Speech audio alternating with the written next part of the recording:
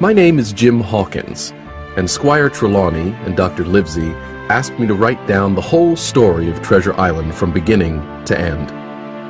They told me to tell everything and keep nothing back except the location of the island, since a lot of the treasure is still there. So, here I am, in the year 1750, remembering a time when my father ran the Admiral Benbow Inn, and an old seaman first came to our door. He was a tall, strong, nut-brown man, pulling a sea chest behind him.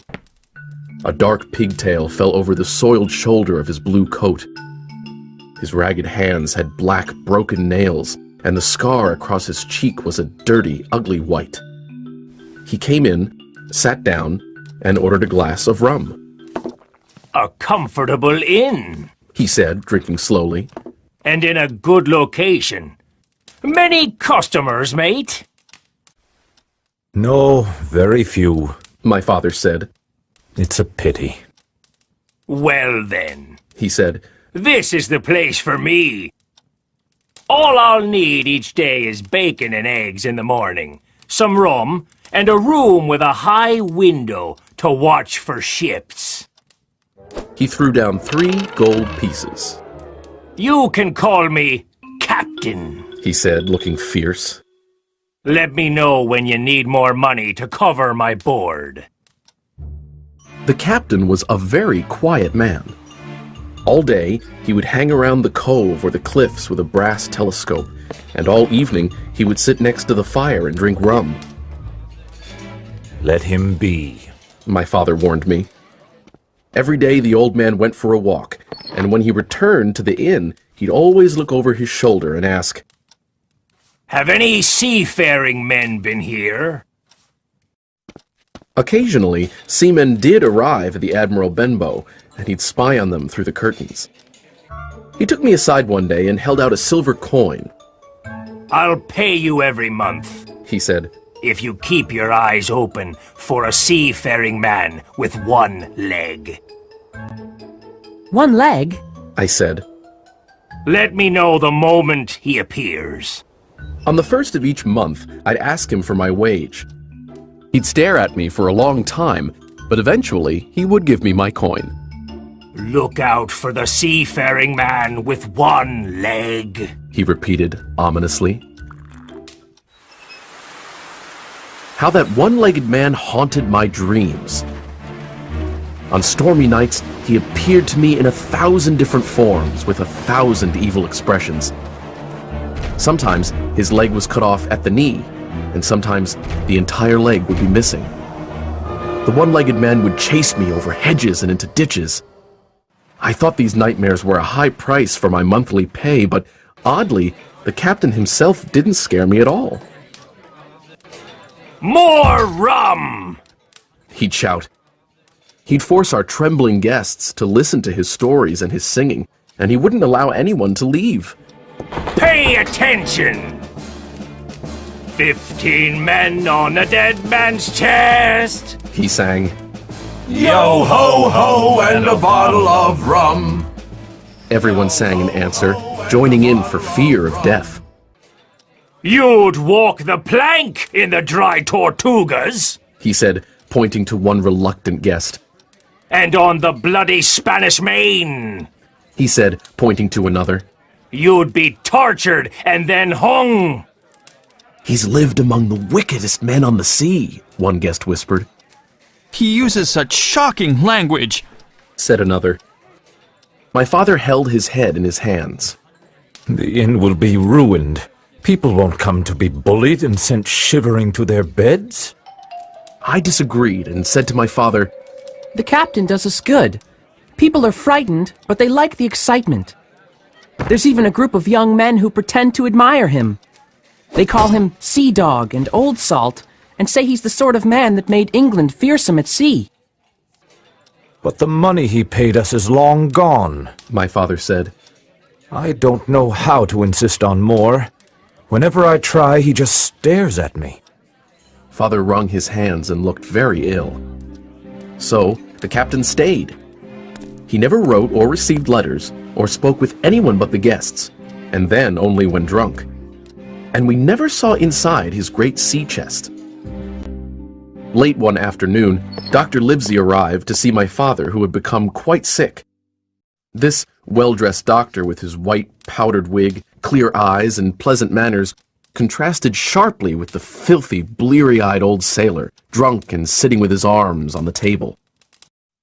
Suddenly, the captain began to sing. 15 men on a dead man's chest, yo-ho-ho and a bottle of rum. Drink and the devil had done for the rest, yo-ho-ho and a bottle of rum. Dr. Livesey was giving orders for my father's care when the captain banged his hand on the table for quiet. Everyone stopped talking, but Dr. Livesey continued. The captain glared, swore, and said, Silence there between decks! Are you addressing me, sir? The doctor asked. Aye! The captain said. Shut the devil up! I have only one thing to say, sir. The doctor replied. Keep drinking rum and you'll soon be dead, you scoundrel. The old fellow sprang up, opened a pocket knife, and threatened to pin the doctor to the wall. The doctor spoke louder. Put that knife away, or I promise, on my honor, you shall hang. There was a battle of looks, but the captain soon closed his weapon, grumbling like a beaten dog. And now, sir, the doctor continued, I'll be watching you. I'm not only a doctor, but also an officer of the law. If I hear any complaints about you, I'll have you hunted down. So behave. Soon after, Dr. Livesey rode away, but the captain held his peace that evening, and many evenings to come. Early one frosty January morning, the captain walked to the beach with his cutlass, the sword he always kept by his side, swinging under his old blue coat.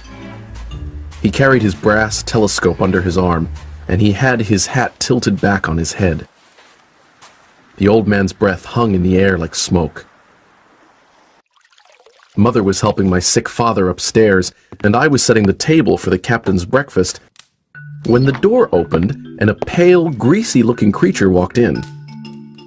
He was missing 2 fingers from his left hand, and he wore a cutlass too, but he didn't look like a seafaring man.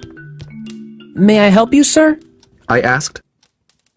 I'll have some rum, he said. Are you setting that table for my mate Bill? It's for the captain, I said. Well, he said, I expect Bill might like to be called Captain. Does your captain have a scar on one cheek and a pleasant personality when he's drunk? Has he a sea chest that he guards most carefully? I nodded. Now, my lad, tell me, is my mate Bill here? He's out walking, I said. He'll return soon. Ah, said he. Good. The stranger hung around the door like a cat waiting for a mouse.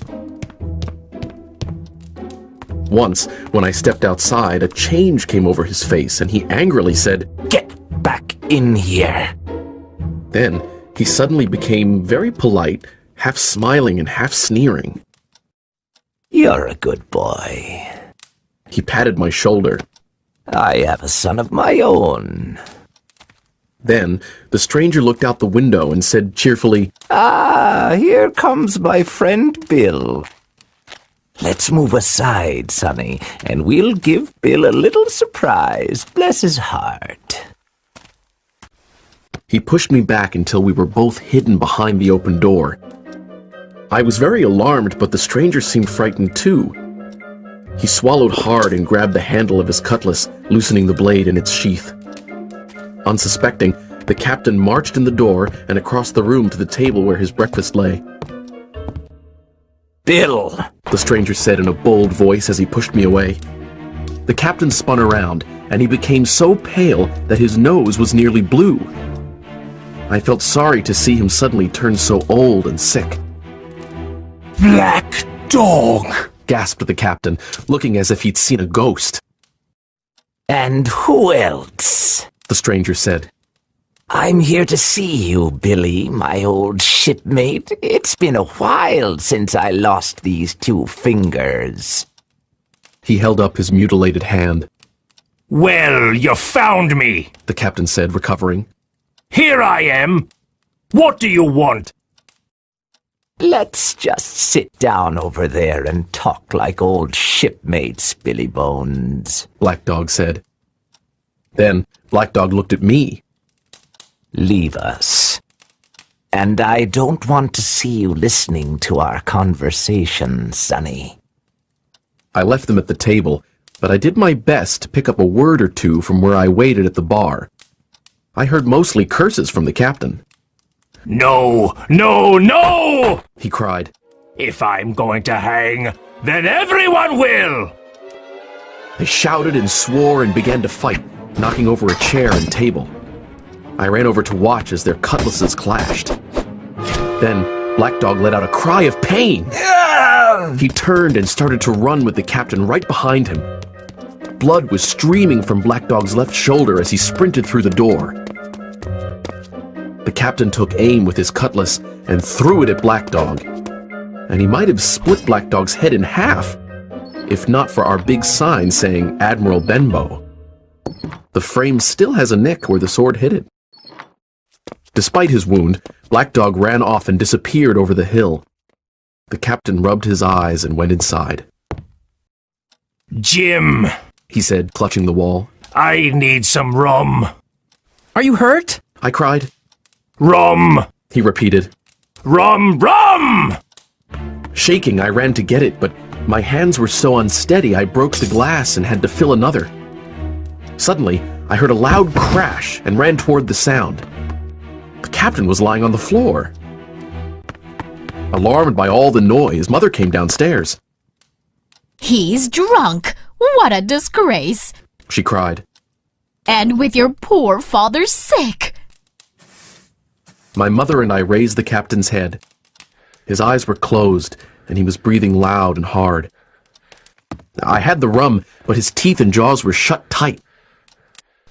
We were relieved when the door opened, and we saw Dr. Livesey here to visit Father. Oh, Doctor. Mother cried, He looks as if he's had a stroke. said the doctor. Now, Mrs. Hawkins, run upstairs to your husband. I'll do my best to help this worthless fellow. The doctor had just loosened the captain's collar when the old man awoke. The captain recognized the doctor and frowned, and then he saw me. Where's Black Dog? He asked, trying to raise himself up, There's no black dog here. said the doctor. You drank too much and had a stroke. Where is he? The captain gasped. Listen to me. The doctor said. One drink won't kill you, but keep drinking one after another and you'll die. Do you understand that? Die. We hoisted the captain upstairs and put him to bed, Heed my words, said the doctor. Rum will kill you. Out of earshot, the doctor told me He should rest for a week. Another stroke could end his sorry life.